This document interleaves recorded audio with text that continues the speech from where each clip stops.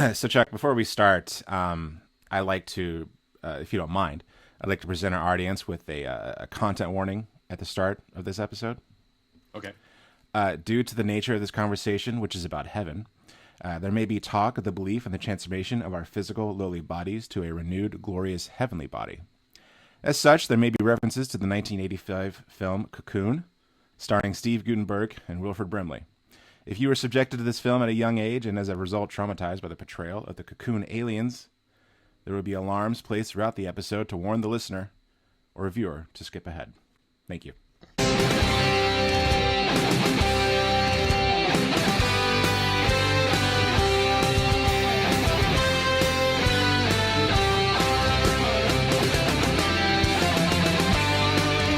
Hello and welcome to Masters of Divinity. I am your moderator, JP, and I am here, as always, with Father Fun. How awesome would that be, actually, that he just was just suddenly in? We should have talked to him about being on heaven, because he's a clergy person, too. Yeah. Oh. No, I'm here with Father Chuck, as always. Aloha. Can I just say something right now, just to kind of warm us up a little bit? You are saying plenty of things right now. Great. Awesome. I wish I had just a little bit of a disposable income right now. I don't know if you check the stocks, Chuck. The stonks? The stonks. GameStop's stocks are soaring. Yes, thanks to the Redditors at /r Wall Street Bets. Yeah. Yeah. I made a little stop over there before we hopped on here just to see what was going down, and apparently it's just a party that I'm missing out on with people making like $1 million. People screenshotting their Robinhood app and showing everyone how much money they're making, and it's insane right now. And all of the financial news channels are losing their minds. Dudes with like well-coiffed haircuts are like red in the face, upset at these Redditors who have foiled the hedge fund. God forbid, public access. Like, isn't that the whole point of like an IPO, of being a publicly traded company, is that the public can buy shares and do things with? I mean, I guess. I don't really know much about stocks. I had to give myself a crash course this morning to see what the hubbub was about. These guys, riding just this wave of financial success has led them to rescue the movie theater industry, apparently. I'm going to put my tinfoil hat on for a second. Okay. Because I noticed that they are now starting to invest in AMC. And we also saw they were investing in BlackBerry and Nokia and Bed Bath & Beyond. And now I just heard Tootsie Roll has gone up 50% today. I suspect that these guys, let's call a spade for a second, these guys are trolls. I think that they're now investing in those companies to raise the prices, sell those, and then put them back into GameStop. Probably. Yeah, I mean, I'm worried that they're creating like a bubble that's just going to be bad for everyone in the long run. Where were they with Toys R Us a few years ago? For real, dude. I mean, Toys R Us's that's what happened to them, right? Disappearance from our culture has absolutely nothing to do with their lack of success as a business, or is really less to do. It has everything to do with the fact that they got purchased by a bigger company that decided that they didn't want to keep them open anymore and just close them. And it's exactly the sort of thing that they're trying to prevent with GameStop right now. Now, let me also just say, right, I shared with you earlier an article from The Verge that had just such a condescending tone about the preservation of GameStop. Here's the thing. Electronics Boutique, which has been bought by GameStop, employed me when I was in high school. Of course, sure. I worked for that company, and I have friends from that time who are still employed by GameStop. They made their career out of working through the company of GameStop to come to management and everything. So there are real people whose futures are at stake here when certain financial types decide that they feel that a store just needs to go out of business, and so they just try to force it into its own death so that they can make a bunch of money on that. And that's really messed up, that you would trade people's lives like that. And that's what was happening with GameStop. Like that, they were going under. Like, I think the share started at like $4 before this whole thing started. Yeah. And now it's up to $350. I think like $370. So, yeah, it's wild and crazy times. Anyway, that's been our financial segment of today. Should I just have like stocks on the bottom? Like, but it's just GameStop repeated over and over again, just nothing else. Just one. But I mean, to tie it into the episode, I'm sure there are a few people who feel very heavenly right now. Yes, they are. They are in heaven at the moment, feeling heavenly. Yes. So today we're talking about heaven. It's the first part in a series that we're doing on the Christian afterlife. This week we'll be talking about heaven. Next week we'll be talking about HE double hockey sticks. He's like or like just a wailing guitar. Yeah. And then as a little wild card, we're going to be talking about purgatory after that. And then we'll round out the month with a conversation about the movie Soul from Pixar that came out in December. So I'm looking forward to it. I think this is going to be a lot of fun. Just a month of theology. Which I am all for. Of course. I am all for.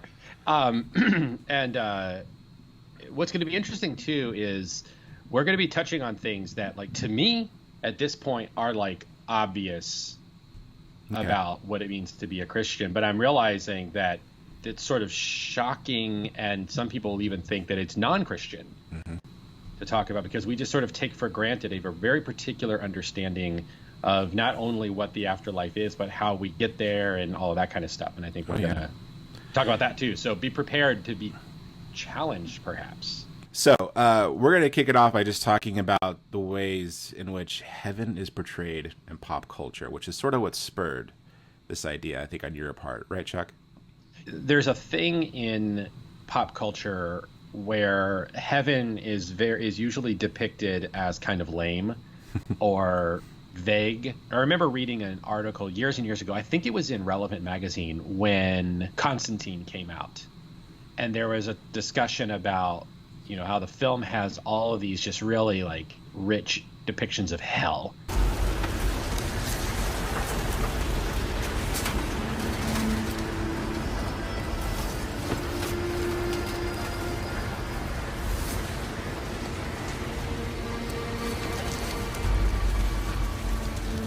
You know, and in that movie, it's L.A., right? You see it. The whole thing is that it's L.A., but it's sort of L.A.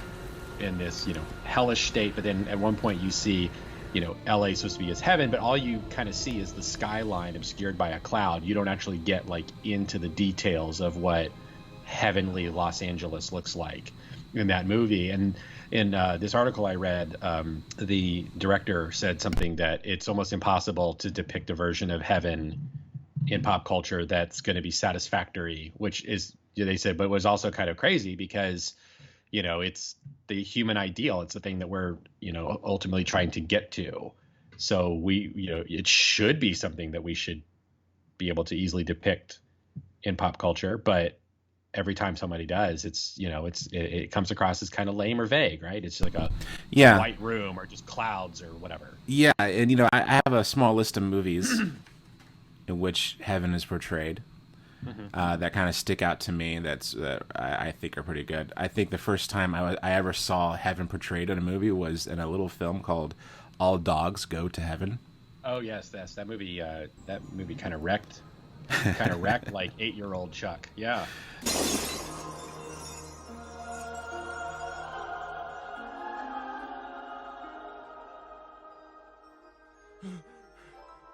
Where am I? This is the Great Hall of Judgment. Judgment? Oh, not to worry, Charlie. You'll go to heaven. All dogs go to heaven because, unlike people, dogs are naturally good and loyal and kind. Huh. Yeah, that's true. I think you'd kind of see a trend form once I start going through these movies. All right. Let's see. What Dreams May Come. Oh, with Robin Williams. That's the one. Robin Williams, right? It's based on, like, paintings by Matisse and stuff. Yes, that one. Yeah. I think what these movies kind of have in common, for one, they stick out to me. One thing they have in common is that they're temporary. They're all, like, visiting heaven. Right. And they're given, like, a second chance to go back to Earth, right? It's like a holding place, or, like, working their way back in. Well, that's the convention, right? I mean, Soul is basically that plot line too, right? Yes, so, it is. Yeah. You know, it's yeah, I mean, or like that, what's that book that people read, the Heaven is for Realsies, Totes for Realsies? Yeah, the Greg Kinnear movie. And so I think that's interesting. Whenever heaven is portrayed, it's usually a place people, like, want to leave. I mean, like Constantine even, right? Like, you know, it's temporary. Of course, John's not trying to leave heaven, right? That's like his whole Right. thing is he's realized he's achieved it. And then Satan like, nope. Even if you look at art from like the Renaissance, right? Like it's very beautiful art, but it's still, the themes are still pretty intact. Clouds.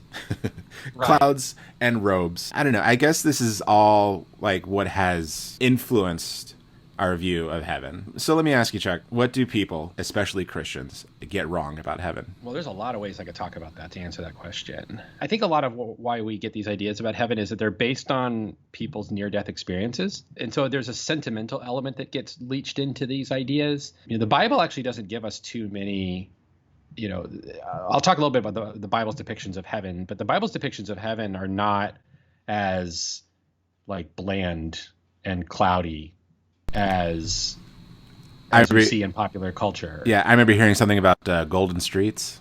Yeah, and I mean, like I said, I'll touch on that in a moment here because the first thing is that I think we just misunderstand our own personal experiences and what may very well. I remember Paul Copan is a professor at Palm Beach Atlantic University when I was a student there.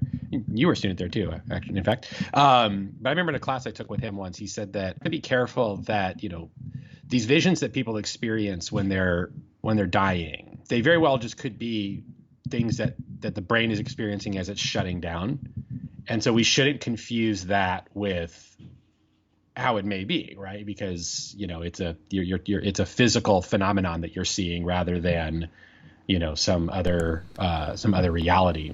Right, like the bright light at the end of the tunnel and stuff is kind of like the same thing as like using DMT or whatever.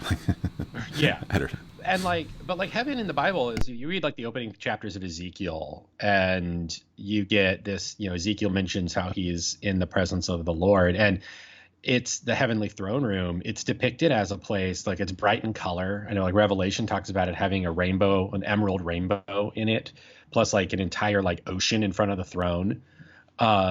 There's a figure seated on the throne, but they're like like the only time that clouds are showed up is it's thick storm clouds. It's not like the white billowy cumulonimbus clouds we always see, but it's like dark storm clouds with lightning and thunder coming out of them.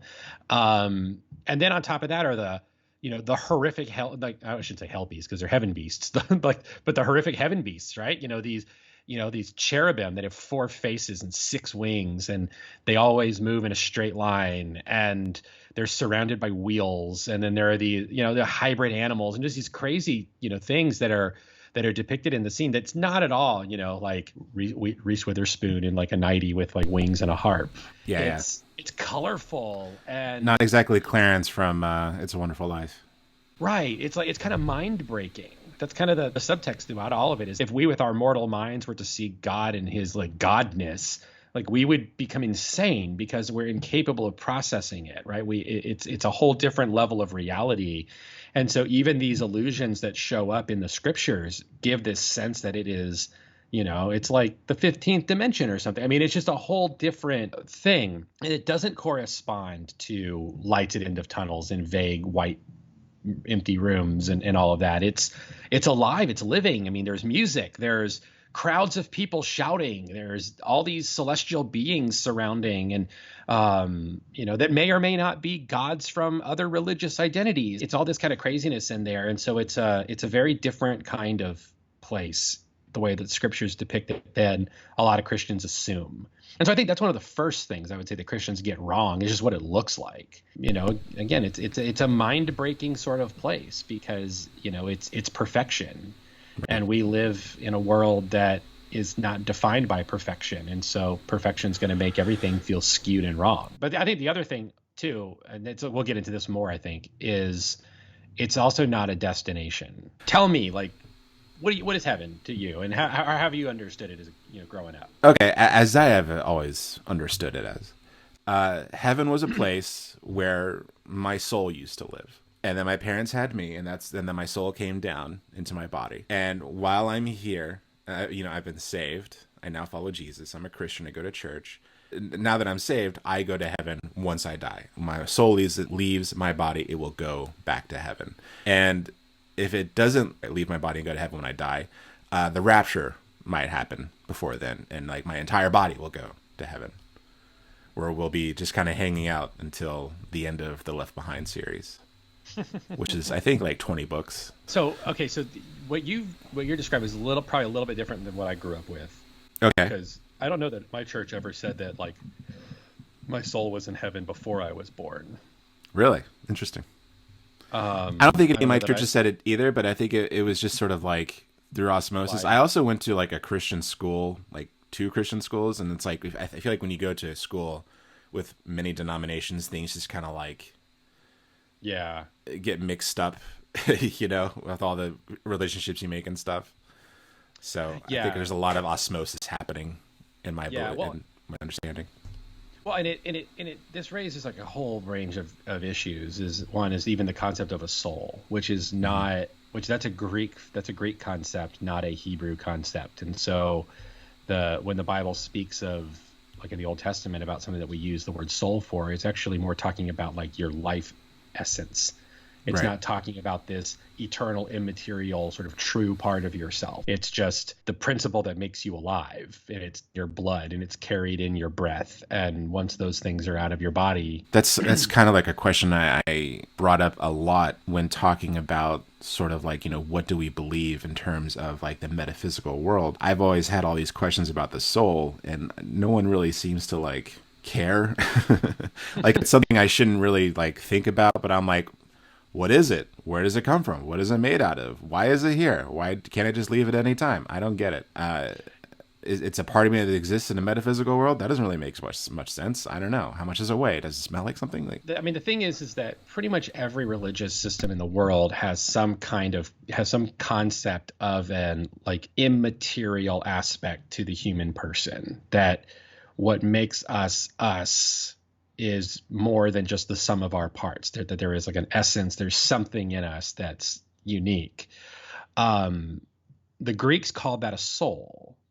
And I mean, I think they had a different word for it, but that's the Latin term that we use, soul. And their concept of it was that, again, it's an eternal thing that is temporarily infleshed. And this actually comes from Plato, not the toy, but the philosopher.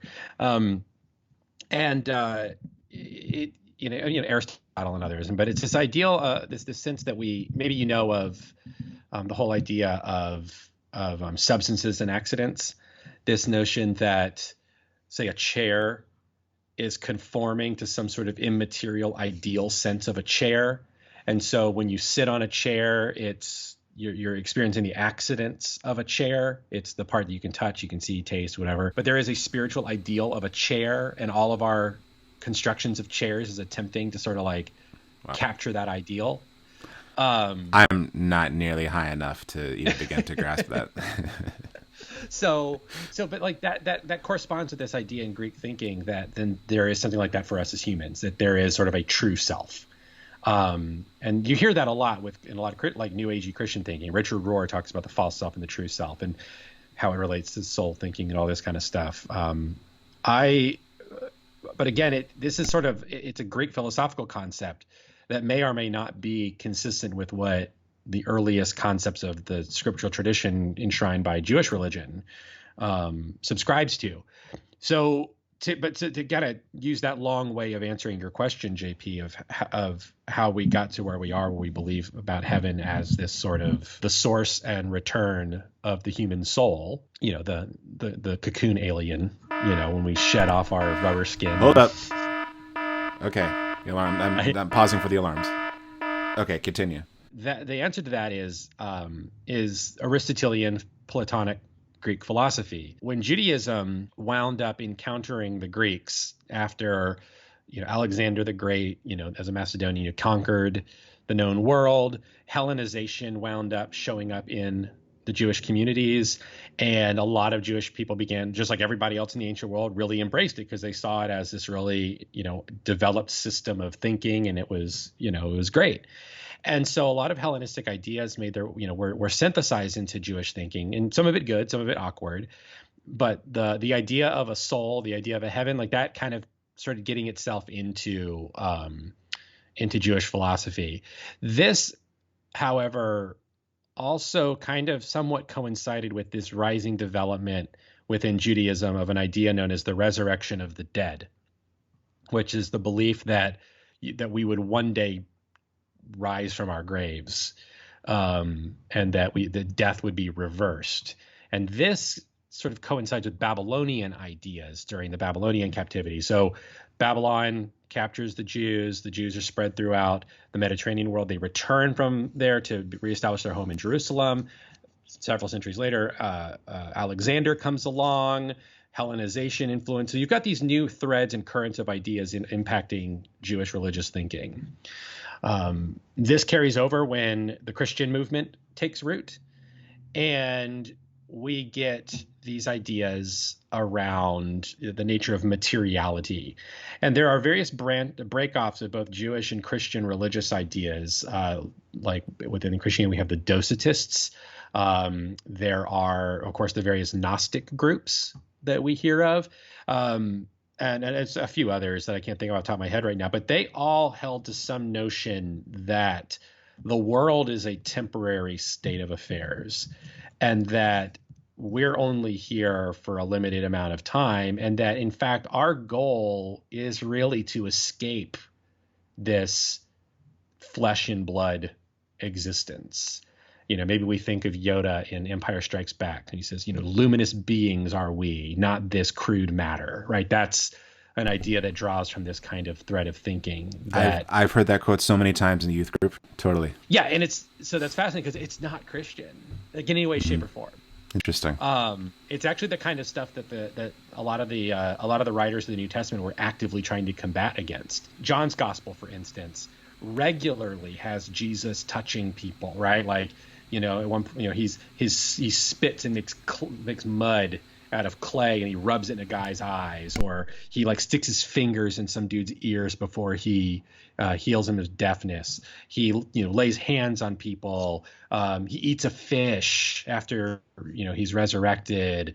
He invites Thomas to touch his wounds. So Jesus is very tangible, and John really goes to a lot of trouble to show the tangibility of Jesus, because by the time John's gospel is being written, there's this whole movement within the Christian world trying to say that, well, no, we're trying to escape this world, and that Jesus wasn't actually really among us. He just appeared as a human, but he was really this luminous being who just made himself appear to us, and that he wasn't really crucified. None of that really happened. And John wants to say, no. Like, he was human. He was among us as a person, as a human flesh and blood being. And so he really wants to confront this idea that our religion is not supposed to be opposed to the body.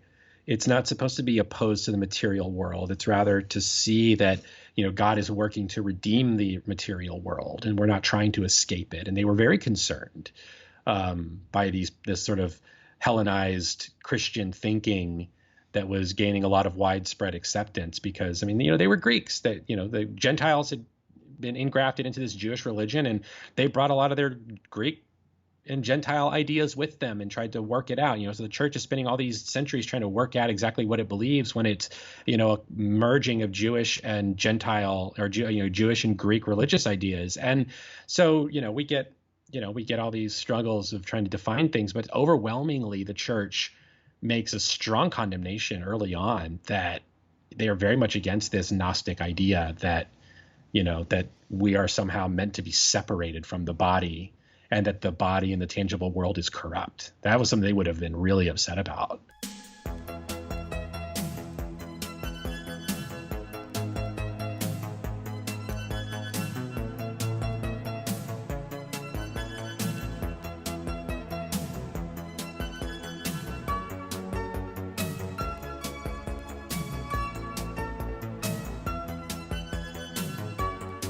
This is all really fascinating for me in my evangelical years, because this is, basically everything you're saying just completely flies in the face of everything I grew up with in terms of a soul, in terms of an afterlife.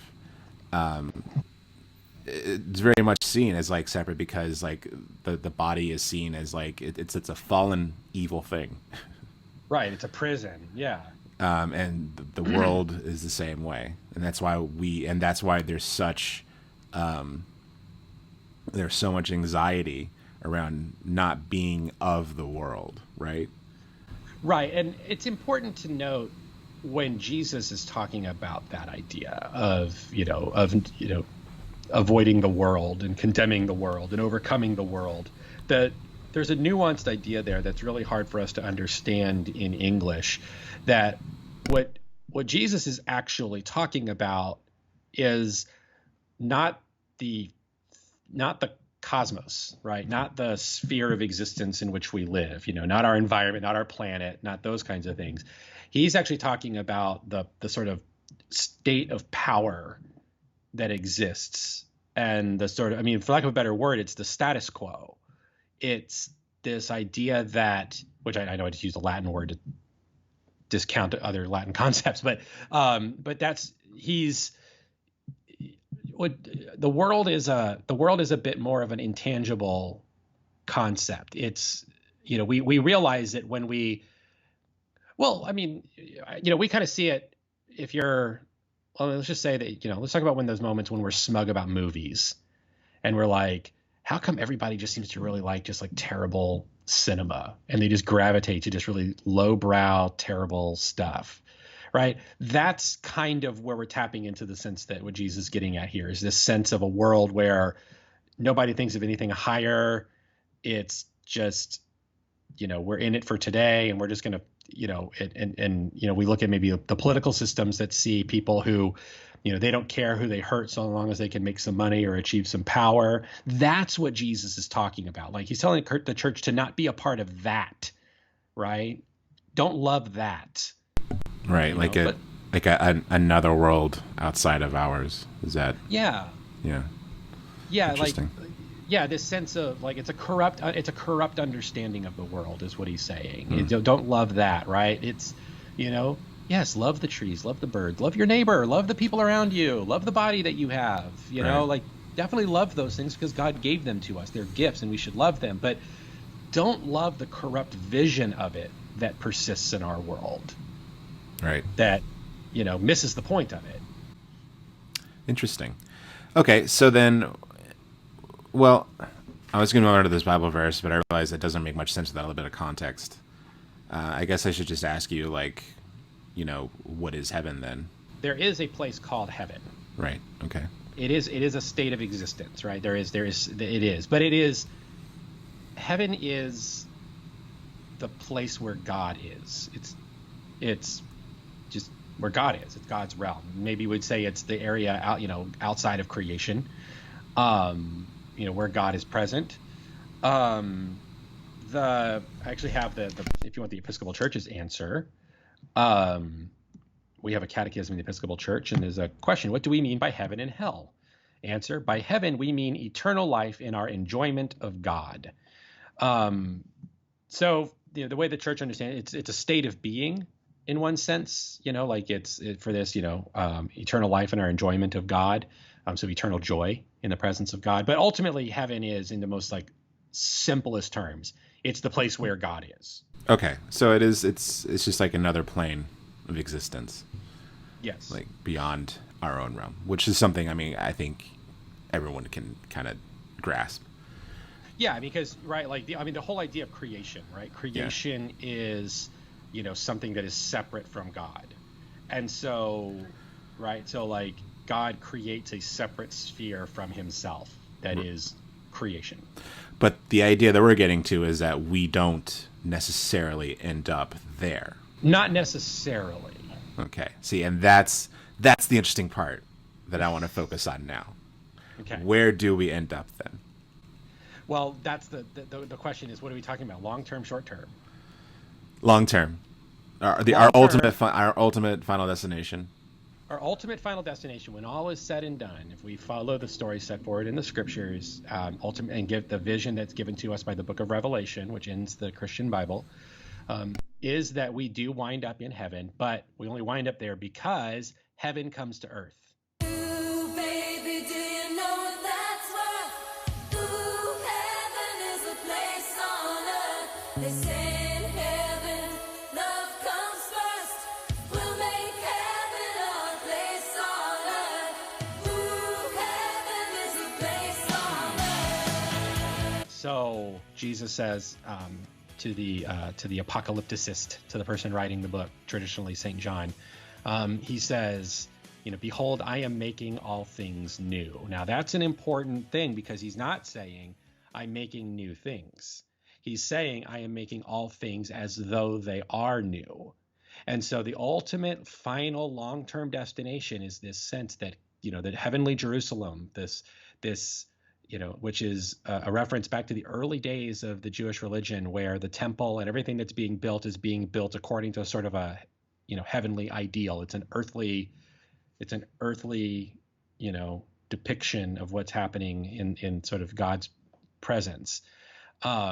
That it comes into our world and it perfects our world and makes it as though it is new. And so the boundaries between God's realm and our realm are completely broken apart. And heaven is here on earth, not away from earth. Okay, so then what about in the meantime? Short term. Short term. Yeah. Comet strikes your house and you die. Where do you go? That's what you're saying? Yes, exactly.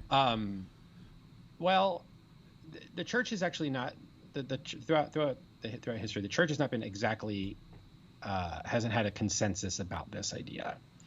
The scriptures refer frequently to what in Greek is called Sheol, Sheol. You see it in. Sorry, take it back. That's the Hebrew. It's Sheol. It's in the Psalms a lot. In Greek, the word is Hades, which this will be a good conversation for our discussion on hell next week, because there's a common misconception that Hades and hell are the same thing, and they are not. I know. I got it. I got the concept. Hades is the Greek concept for the grave. The Hebrews had the similar concept called Sheol, just the grave, the realm of the dead.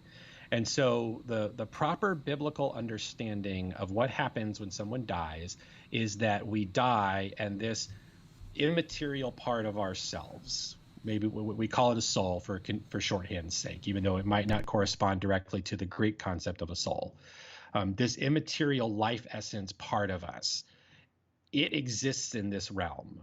Traditionally, it's like a place of sleep. It's rest. You're just there. Maybe there's consciousness, maybe there's not. Depending on the kind of life you lived, you might experience it as a place of suffering or as a place of rest and joy. Within Jewish thinking, there was an element of it where you were close to Abraham. They called it Abraham's bosom, and it was sort of a state of paradise. But ultimately, it's a waiting room for the day that you are raised from your grave. And when that happens, you're living in this heaven on earth reality. So within Orthodox Christianity, so I'm talking about like your Greeks, your Russians, your Ethiopians, your Assyrians, they believe that some individuals are blessed by God in being able to be welcomed into the heavenly realms prior to the resurrection of the dead. And that those folks, they experience what they call glorification, and they are added to what we would, in the West call saints. So you get, icons written of yourself and, all that kind of stuff. If the church has determined that you are one of these people, and it's only done through, if you've received a vision from them or experienced a miracle from them, then they have to say, oh, well, then that shows that they were welcomed into the heavenly realms. And so therefore we can treat them as saints. The Catholic Church, of course, has a idea about this. It's a little bit different than the Orthodox idea. And it becomes this whole vetting process of determining whether or not it happened. Orthodoxy is a little bit more open-ended on this. But ultimately, again, it's this idea that is reserved for only a select few people right now. It's a gift given to them before now or before later. So the idea that you would die and immediately either go to heaven or hell is not something that is really a common belief among Christians until more recent times, because the ancient church would never have believed that that's something what you automatically do. It's fascinating because I know, like, what you described to me is basically what, I've always been taught was sort of the Jewish belief of an afterlife, which is, I've heard all about Abraham's bosom, and that's just sort of where you rest until, I guess for them it was like until the Messiah returned, right? Yeah. So it's interesting that you're talking about this heaven is a merging of the earth and heaven, because that's essentially what Jesus is, right? Like he is that combination of divinity and the earth. Like, Right. so like it would make sense that was sort of like preparing us for that ultimately to happen. Right. It's just kind of mind blowing. I don't really know. Like, I really can't tell you. Like, it's just not like anything at all that I've learned or that I've studied. You know, and I kind of wonder why it's so. Like, I mean, we talk about where it comes from, but I'm curious as to like why it's so this other view of heaven that I grew up with. I'm wondering why it's so embraced now, and not this other way of looking at heaven that's so radically different. I mean, it's over a gradual period of time that people's attitudes and ideas changed about it. I mean, I think there's a combination of something fairly benign and then something very insidious. Yeah. I think the benign aspect is sentimentality. I think we have a lot of people who, they want to believe that, their grandpa is in heaven, and that they can talk to their grandpa and that he's watching over them, right? It's got a very sentimental, idea to it. And I mean, there's nothing wrong with that, right? I mean, it makes sense why we would want to have some kind of sense of that. Right. And since people are also probably freaked out by the idea of like, there not being this sort of clear cut, afterlife once they die, right, like, that they go to sleep. Yeah, I mean, it's an interesting thing is, somebody who's preached a lot of funerals, right? It's, there's that temptation to in a funeral sermon to say, they're still with us in some sense or whatever. Whereas, the liturgy itself has this very clear idea that, it says, so it is that, the person who's died now rests from their labors. And that's quoting from the scriptures, that death is actually it's this opportunity to rest. You get a break, right? Which in that regard, Avengers Endgame gives a very accurate Christian depiction of death when Pepper tells Tony he can rest now. Because that's what that's what traditional Christian views on death is. It's the opportunity to finally rest. And that really speaks to me now, because as I sort of gotten older, and now that we have lives, we have families to take care of, we have jobs to work, and it's basically endless. The idea of just like resting sounds so nice. Like I was watching this video. This is kind of tangenty, but I think it's interesting. I was watching this video where they were talking about what would it look like if you only had to work like a 30-hour or like a 4-day a week job, or like what would it look like if all of a sudden everything we had was taken care of? What do you think the first thing you would do would be? And he was like, you would probably rest for a very long time. Mm-hmm. Like the deepest rest you've ever had in your life. Yeah. And the idea that is like, oh, that sounds nice.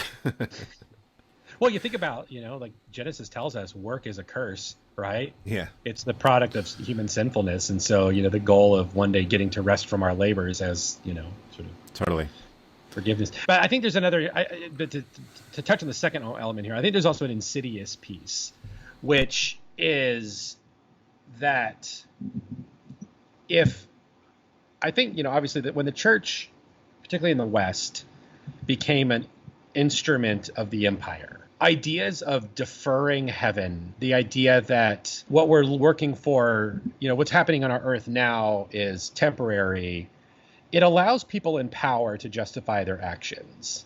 And it allows for them to send a message that's like, basically like, well, I can exploit you because in the future you'll be free. So right, you're living for what's to come, not for a vision of the world in the here and the now. Mm-hmm. I'm of the mind in recent years that everything went wrong with the church. Not everything, but a lot of things went wrong with the church when we became the official religion of the Roman Empire, and that we really quickly became an imperial religion. Totally. Especially later on with like, especially during the age of exploration, as they call it, when, the Spanish show up to the state of Florida, well, not the state of Florida, but the land that would become the state of Florida, and the Calusa Indians come out to meet, Ponce de Leon or De Soto, whoever it was, and they're just sort of like, who are you? And, the first thing they do is they open up a letter from the Pope written in Latin, that tells the Calusa that they are citizens of the papal crown and they are now obligated to be baptized, right? Like the first thing was an imperial statement. The second thing was an obligation in order to be a part of that imperial system. And so I think that, I think that's kind of how we got into this, slowly over the centuries, got comfortable with this idea that we're putting up with a messed up situation in order to get an eternal reward. I mean, I think there's no coincidence in the fact that, white Christian slave owners use this language for their slaves all the time. Right. We baptize them, but then it's like, well, we're not going to set you free because your freedom actually comes when we get to heaven. Right now, this is how it is, so, deal with it. Yeah. Okay. So I found this Bible verse as I was sort of researching this topic and this really interesting view of heaven that is very much supported by N.T. Wright, who, if you aren't familiar with him, I suggest looking him up. Yeah, be aware that he's got a couple of different kinds of books out there. Yeah. He's got his newer stuff is written for a more popular audience, but his academic work, my gosh. Yeah. 5-inch thick book, man. And he's written like 7 of them. Yeah. Well, I just think it's interesting because he's kind of the only person I've seen sort of really embrace this and try to and kind of get it out to the public and stuff. But he brings up a Bible verse, Romans 8:19 through 21. 8:19 through 21. Yep. The whole creation waits breathless with anticipation for the revelation of God's sons and daughters. Creation was subjected to frustration, not by its own choice. It was the choice of the one who subjected it, but in the hope that the creation itself will be set free from slavery to decay and brought into the glorious freedom of God's children. So I think that's actually like a pretty good verse that kind of backs up this idea of, well, just that we're waiting for it, not that we're going to go somewhere. You know what I mean? Right. Well, and if you think about it, this actually makes a lot of Jesus's parables click. Mm-hmm. These whole ideas of setting up, he tells you so many of these parables where he sets it up as, a homeowner goes on a long journey and his servants are taking care of the house. What's the state of the house going to be when he gets back? Right. Right. That's exactly. It's, it's totally, if the idea of the world being a place you're trying to escape, that parable doesn't make a whole lot of sense. Yeah. Right. But that's, it's kind of the idea is what Jesus is really trying to get at and teaching us is that, the vision ultimately is that heaven is going to come to earth, and we could make that happen. Right. Or we fail and it happens anyway. Mm-hmm. But, the idea is that we should be trying in the meantime. And so I just want to say, just related to this verse as well, just a moment for me that, I've read Tom Wright. I read Tom Wright, or N.T. Wright. People call him Tom. I read his Surprised by Joy shortly before I started seminary. And I've kept up with his work all the way through and just been really kind of blown away when I started to realize how right he was about what the Bible actually says about the afterlife and how wrong I had gotten it in my life as an evangelical. And something that in recent years really blew my mind was the realization that when it comes to sin, humans are the only ones who've sinned. Your dog doesn't sin. Right. Nobody else sinned in that story. In Genesis, it was us. And if creation was created inherently good and in a state of perfection, then what that kind of means then is that creation itself still has perfection to it. The problem is our sinfulness has just made us incapable of really seeing it. And because we're incapable of seeing it, we exploit it, we abuse it, we misuse it. And really, the good news, the gospel, is partly about getting us to see creation the way God wants us to see it. Right. And the way that God, in fact, does see it. And so that's why I like this whole thing about creation being subject to frustration. Mm-hmm. We're in this, it's this frustrating time. Other Bible translations in English use the word futility. But there's this sense that it's not what it's supposed to be. And it's happening right now, but, right, it's in the hope that it's going to get better. Yeah. Yeah. The way I'm kind of like starting to view it, and it's probably really juvenile, but it's like, I think of like when I was a kid and I was kind of like left home alone for a little bit while my mom went to the grocery store or something. And then she would tell me, make sure your room is cleaned up by the time I get home. I could have just not done it because if she came back, hey, well, I mean, she'd be mad at me, but she would also clean it up for me, right? Or make me do it in front of her. Either way, it's not the ideal outcome. The best thing to do would have been just to clean my room while she's out. Right. Make everybody happy. I don't know. That's kind of how I've started to view it, and it's like the way when I think that's dead on. Yeah. I think that's dead on. There's a Holy Trinity where my first parish after seminary, they had a bumper sticker in the sacristy, like where all the vestments and everything is stored in the church. They had a bumper sticker on the wall, like one of the pegboards, that said, "Jesus is coming. Look busy." Yeah, I remember that one. And the thing is like it's a joke, but it's actually true. That's kind of what this is all about, right? Is Jesus is coming. I mean, that to me, that's actually what the Bible's telling us to do. Yeah. Jesus is coming, so look busy. Mm-hmm. Like you said, I think you're dead on. The idea of being told to clean your room, with the ultimate understanding that one way or another that room is getting cleaned. Yeah. Right. It would be better for everybody if you just did it. Yeah. But in the long run, it's still going to get clean. Right. Sure. And I think that's really what it's all about. Is we're told, okay, try to make heaven here on earth. Try to make that a reality for people. And if it doesn't get done, well, it's all right. We'll get there. Right. We can make it happen. Out of my own curiosity, though, Chuck, I have another Bible verse that I feel like is brought up a lot when these ideas are brought up to other evangelicals, especially mostly when you talk about the rapture. But I feel like people can use it for like the idea of heaven as well, which is 1 Thessalonians 4:17. Then we who are living and still around will be taken up together with them in the clouds to meet with the Lord in the air. So that way we will always be with the Lord. All right. So what does that mean then? I got to be honest with you. It's such a weird passage. Really? It's 1 Thessalonians, which may be one of the oldest writings in the New Testament. It doesn't coincide with other parts of the scriptures. Really? So, I mean, I don't want to speak out of school here, right? Like I'm trying to be humble in my take on this.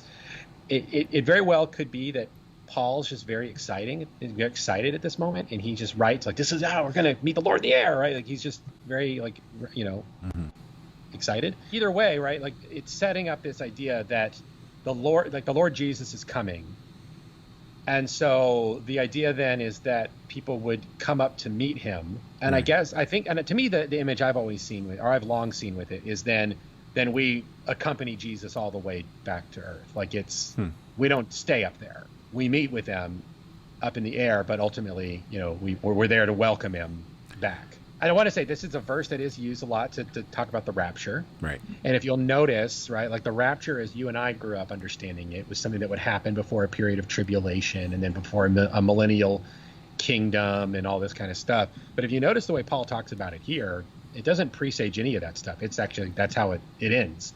Like Jesus is back. That's true. done. Yeah, that's true. It doesn't set up that timeline that, that people like John Hagee or whoever, talk about. Yeah, exactly. I never realized that. That's interesting. Moving right along. Why does God want to renew the physical world? Because he made it and he loves it and he loves what he makes. Yeah. So, Jesus somewhere talks about this, right? Like he's not going to lose anything of his, that was given to him, right? I mean, God loves what God made, and so God wants to renew and, or even if I don't even know if renewal is the right word. No. It's more about maybe, smacking us into the right perspective to see it the way it was meant to be. I guess the thing that concerns me the most, and we'll get into how this relates to salvation, I'm sure, when we start talking about hell and purgatory. Okay. But the way that for me, it's the thing that bugs me in the way that we've sort of conceived of all of this stuff in popular Christianity is we talk about it without ever stopping to think about the fact that we've created a vision of the universe that indicates that there's something more powerful than God. Right. Because if we would say that, God is so fed up with creation, he's going to destroy it outright and then start over or whatever it is we think he's going to do, then that effectively says that there's something more powerful than God, that there's something that God can't overcome and God can't undo, and that he would just ultimately have to just wipe the slate clean. Like he doesn't have full control over it. Right, and it puts obligations on God. Right. And, but classic understandings of God is that God is a completely and totally sovereign being, is under no obligation, and has no limits. I guess we would say in this idea of God's sovereignty that if God wanted to destroy it all and start over, it's his prerogative. But the promises in the scripture overwhelmingly are that God loves what he makes, and that when we look at the long story of the scriptures, is that God will restore things that are damaged and broken.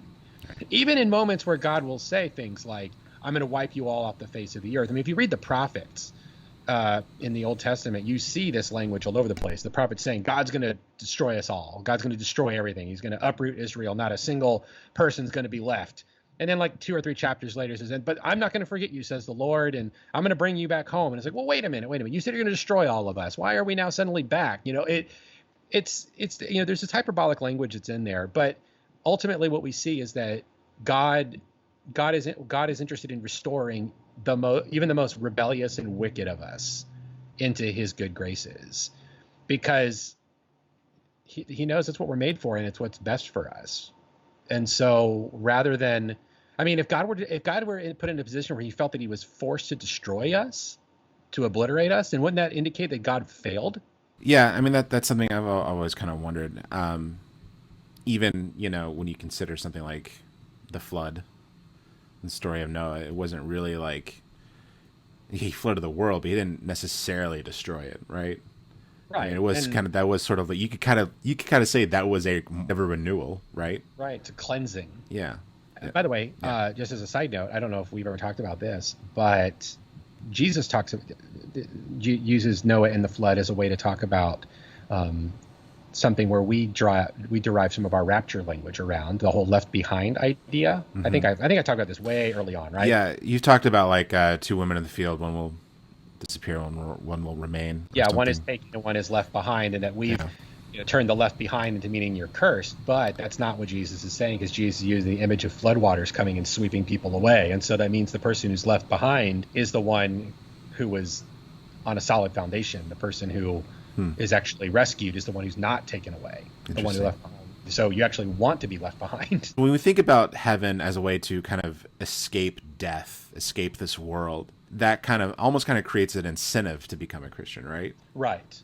So then with this new information, how should this affect someone's views on Christianity? So how I understand the gospel is I believe that because of Jesus' death and resurrection, everyone is just saved. Full stop. We're saved. It's just the reality of what's going on for us. Yeah, it's pretty controversial. Yeah. Yeah. The thing is that, why we proclaim the good news, why we go out and spread the gospel. We've turned this whole language about preaching the gospel into what Bishop Neil Alexander, former bishop of the Episcopal Church, I heard him one time speak. He said, we've turned it into fire insurance. It's all about avoiding hell. But the reality of it is that salvation is more than just what happens when we die. Salvation is also about what happens in the world as we live it now.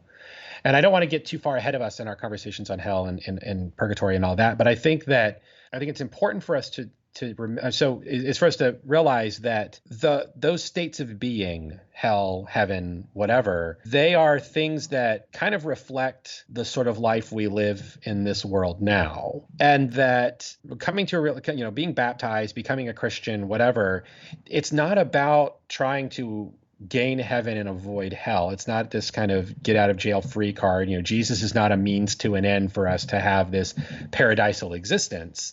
It's instead the opportunity for us to kind of get in on the program now rather than later. Getting back to your image of cleaning up the bedroom, becoming a Christian is that realization like, oh, I should go ahead and clean my room now rather than put it off. Right. And so, And so within that model, you've got some people, of course, who are going to hear it. Some kids are going to follow directions and they're going to clean up the room. You've got others who are going to hear it and say, my mom will take care of it later anyway. And then you've also got the people who will never, they just didn't hear their mom tell them, and she left and went and she comes back, right? And all three of those scenarios is going to play out a little bit differently, right? The person who completely blew off their mom is going to have to deal with some degree of punishment, right? Or discipline, whatever you want to call it. The kid who just didn't hear, oh, okay, well, there's a graciousness involved in that. Yeah. And so to me, it's about when we become Christians because it allows us to interact with the world now in the way that it's supposed to be. It becomes, I think it's easy to say an alternate version of the world, but I don't like saying alternate version of the world because it indicates that this is somehow like different. And I think it's less. I think most people are living with an alternate view of the world. This is us getting to a correct vision of the world, and and so it makes our task to be living as though heaven is a reality for us now, because I think it is. Right. We just are. We're just we have to discipline ourselves to see it that way. So then, what do you think Christians should be doing to make the earth more like heaven? Plant some damn trees. We do need trees. We're running out of those. I really do think that, obviously there's little things, right? Care for the poor, the classic things, care for widows and orphans in their distress, care for the poor, care for the sick, care, for the hungry, clothe the naked, feed the hungry, all those kinds of things. But I also think that there's bigger issues too, right? Like resource management and allocation. I mean, I think especially if you're a Christian and you feel a call to politics, which is always going to be a challenge, because being a part of a political system is always going to require compromise. I do think that you are obligated, right, to champion things that seem right and heavenly. Proper resource management and allocation. I totally think supporting alternative energy and renewable energy is part of the work of making the world more like heaven. I mean, come on, we've got the means to power entire cities without having to dig up crap from under the earth. Right. Without choking out the atmosphere, without changing the climate, without those kinds of things. Right? I mean, and it's funny to me because the number of Baptist preachers and stuff I've grown up with, them telling me that, like, I hope my mansion in heaven isn't really a mansion, but a cabin out in the woods next to a lake or a river. It's like, well, you can have that now, actually. And that, and it's a heavenly reality. And so why not? Like, why not work toward a more resource equal, earthy, everybody's got their own garden, growing their food, kind of, quasi-agrarian society or whatever we want to call it. But I think that's part of it too. Right. I think when that sort of incentive is taking away, the fire insurance we talk about, I don't see how anything but, love and justice becomes like the center of your being. And I feel, and like you said, you can do all of that here. Right. And I don't know if you've ever been to the Grand Canyon. I did. I went to the Grand Canyon on my way to Hawaii. And I can't even really explain to people how overwhelming it is. Right. Like I think it's on par with like what astronauts see when they look down at Earth, to be completely honest. Yeah, there's not a single photograph in existence that does justice to the Grand Canyon. Yeah, and like I know it's really cliche to be like, God is an artist. Look at the Grand Canyon, but no, really, look at the Grand Canyon. It's pretty amazing. Like you will just like ponder your existence. I think when you sort of take away that like God is just a way to get away from everything, but that it becomes God as a way to like. No, it's a way to take care of everybody. Yeah, and I mean, and I think what happens is becoming a Christian is about recognizing that everything is a gift, and so you define the world in terms of giftedness, like in terms of you're receiving it as a gift. And so the people who enter your life, you treat them as and see them as gifts. There are some really horrible people out there who, they receive a gift and they immediately trash it because they're like, oh, well, it was given to me. I can do whatever I want with it. It's mine now. Yeah. But, most people, when they receive a gift, there's an element of cherishing it. There's an element of, treating it differently because it was a gift, right? Mm-hmm. And especially, you treat it differently based on who gives the gift, right? If it's like like I have a pocket knife that was my grandfather to me after he died. My grandmother said, your granddaddy would want you to have this pocket knife. You better believe I cherish that thing, and so like, okay, so then the creator of everything that ever is like, here you go. Yeah. You should probably try to take care of that. Totally. And so I think that informs our ethics, that informs all of it. And I think we are individually gifted, in different ways. Like, there are some people who they are totally wired to go out and, cook like a big pot of chili and just sort of like go find people on the street and here you go, let's have a big meal together, right? There are people who do that, and there are other people who are super introverted and that's not their thing, but they can totally, rally people through, some kind of social media campaign around more sustainable practices from a company or whatever, right? And so I think that's all part of the ways in which we live out this giftedness as Christians to make the world, a cliche, make the world a better place. Well, more than just a better place. How about like the best place? How about we make the world more like heaven? Right. The ultimate ideal of where we want to be as people. When we were in college, I started to think a lot about like, what does it mean to be a Christian? Like, am I a Christian just because I go to church and I pray and, I have a family, I go to work, whatever, and that makes you Christian? I'm like, I don't think that's it. And I was coming to that realization when I was in college. That's when I started to get like really involved in missions, got really involved with like, volunteering my time. I did a lot of stuff in college. Like I was all over the place. But I think that quite literally, yeah. But I think that's kind of like my big takeaway is that like, I mean, even the Bible says like faith without works is dead, right? Yeah. So like, what is works? Well, you have to actually live your beliefs. And I feel like this idea that we've kind of grown up with, it doesn't really incentivize someone to live their beliefs. It's to have opinions, right? But not action, which is like the point, right? Yeah, and there's in that passage from the book of James that you just quoted about faith without works is dead. There's actually a joke implied in that text. It's really hard to get in English.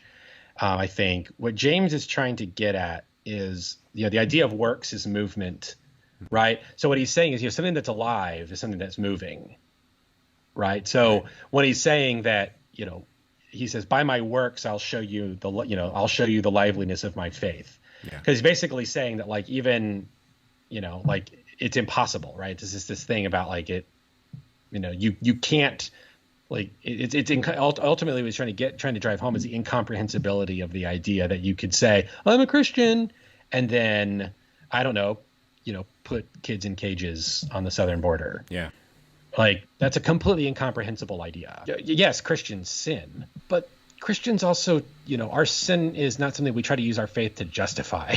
Yeah. Yeah, this idea that we can sort of segregate out that I'm a Christian over here, but I'm this thing over here. Like, no, it doesn't work like that. It's a totalizing thing as a person. It takes over your entire being. It's the only way it can make any sense. Otherwise, they're just empty words. They're labels and titles, and they don't do anything for anyone. Right. What's funny is it kind of ties into sort of what I'm starting to realize about like politics too, because you can kind of say the same thing about politics. It's like, what does it mean to be on your end of the spectrum of the political landscape? Are you just sitting on your couch watching CNN and yelling on social media? Is that your political ideology? Like, no, what happens if you actually like put it to work? I love the employment of the term rhino.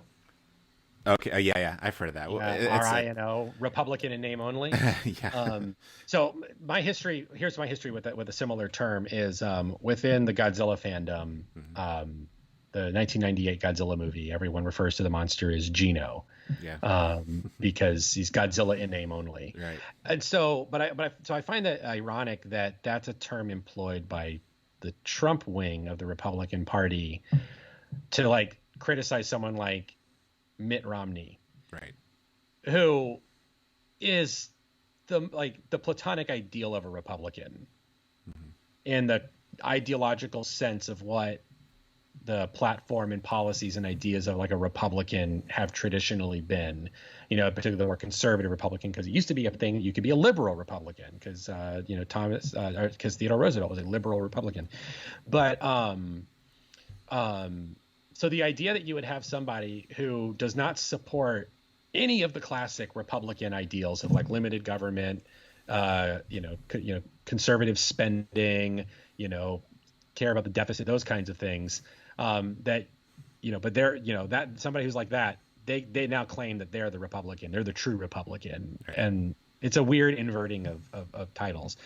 But it speaks to this similar kind of thing you're talking about here, right? Like this idea of Christian in name only. We've got a whole lot of people out there who they bandy this word about, right? You're Pat Robertsons. I mean, I'll say it right now. Like people like Pat Robertson are not Christians. They're just not. They've applied the term. I mean, do they believe in Jesus? I mean, I guess, but their Jesus looks very different than the one I see in the Bible. You mean to tell me that getting up on television every single day and screaming about liberals and then getting paid millions of dollars isn't putting your faith into work? Is that what you're telling me? No, it's not. Oh. It's well, putting. We'll say. Why in the world are we doing this podcast, then, Chuck? Jeez. Let me actually tell you. Yes, it is putting your faith into work. It's just, what is your faith in that regard? Right? Like it's something that I just don't know that, it's something that we've come to call Christian. Yeah. It's part of the Christian ohana, perhaps, but it's definitely a more embarrassing wing of that. Yeah. But dude, I've heard so many stories of him like stomping around in cowboy boots on set and just like firing assistants like on the spot. You learn a lot of things when you go to Christian film school. I mean, I think of one of the things that I've heard over the years from like waiters is they talk about a lot of waiters hate working like brunch on Sundays because the after church crowd comes out for brunch or lunch, whatever, and they tip horribly. Oh, dude. There's also, I mean, like I said, going to a Christian film school, I have, quite a few buddies who do videography for a living, and they do like a lot of work for like corporate stuff and nonprofits. Guess who they refuse to work for? Churches. Yes. Because they give them the classic, like, oh, you can put it in your resume. Yeah, exactly. There's that. And also like, well, we didn't feel that we had to pay for it because you're doing work for the church, That's an element. I've encountered that so many times. I just never understood it. I've never understood anyone who can say, I'm a disciple of Jesus, and then feel very comfortable with being like, I don't feel I have to pay you for your work. Yeah. I mean, even Paul goes to the trouble to say, like, the laborer is worth his wage. Like, get paid. Cool. Well, that's that about does it, I think. Yeah, overdoes it, I think. Yeah. But it seems like we haven't been doing it for very long. It's very interesting. Seems like we just kind of flew through it. Yeah. But I think we have a lot here, to be honest. All right. Well, Father Chuck, thank you so much. And what in the hell are we talking about next week? We are talking about Disco Inferno. We're gonna have. Oh gosh, you can cut this if you want, but we're gonna talk about. I'm sure we can do the same thing. We talk about pop culture depictions of hell, but can we also spend a brief period of time talking about our personal ideas of what hell would be like? I'm into it. I'm for it. Yeah. Like, what is hell? Hey, if you're listening, leave us a comment. What would your idea of hell be? Maybe also, what's your idea of heaven? And well, yeah. I'm saying we'll read it on the episode. So that would be great. Leave a comment on that on the YouTube or the Facebook or the Twitters, the Instagrams, all of our places where you should be following us and liking and subscribing. And I'm willing to bet. I bet Mike Heath.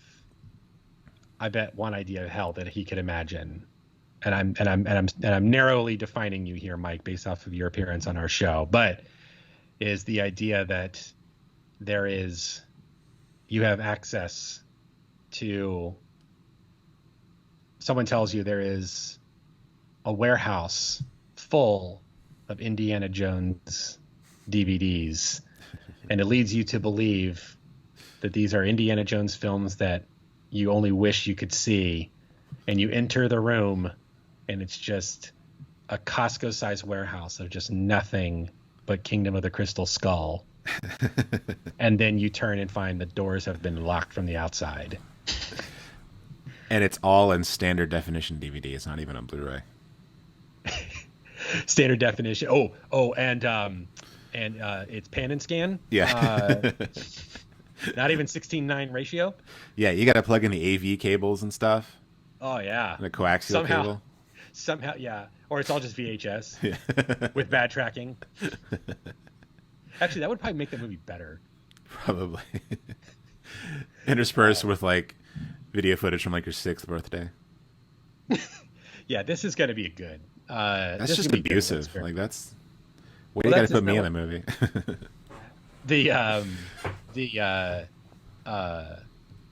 I'll talk about it, but I'll give a little teaser here if we want. It kind of reminds me of when I went to visit this Buddhist temple in Thailand, and the outside of the temple was depicted, or it was paintings depicting the various hells that you could suffer, and they are, oh boy. Cool. That sounds pretty metal. It's very metal. Cool. So prepare for next week as we go to the lower depths. Cool. So join us next week. Thank you for listening and watching. Don't forget to like and subscribe. I believe there's a bell somewhere that should be rung. Do all that. And we'll see you again next week. Have a wonderful week. Good journey. Good journey.